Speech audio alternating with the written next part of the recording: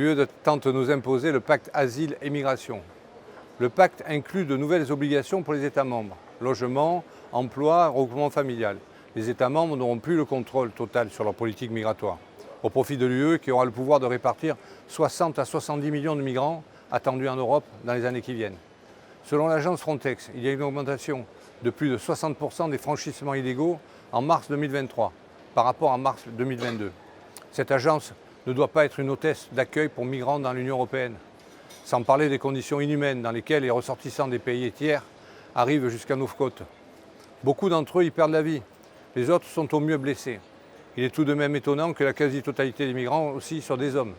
Il faut mettre fin à ces pratiques qui constituent une violation des droits de l'homme. L'immigration massive imposée aux Européens doit cesser.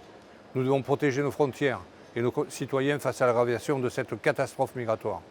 L'Union européenne ne peut pas, comme le disait Michel Rocard, accueillir la totalité de la misère du monde. Tandis que les européistes approuvent l'adoption et l'application de ce pacte avec le groupe ID, nous luttons contre la submersion migratoire. Nous n'avons plus les moyens de les accueillir dans des conditions convenables. De plus, avec plus de 5 millions de chômeurs juste en France métropolitaine, il serait souhaitable de mettre en place une politique d'intégration de ces chômeurs aux emplois qui sont en forte demande. Le bâtiment, l'hôtellerie, le tourisme. Il est totalement anormal que les travailleurs soient moins bien payés que ceux qui ne travaillent pas. Nous ne pouvons continuer à tolérer cette politique sociale qui sert à une immigration bénéficiant de tous ses avantages grâce à l'impôt des citoyens européens.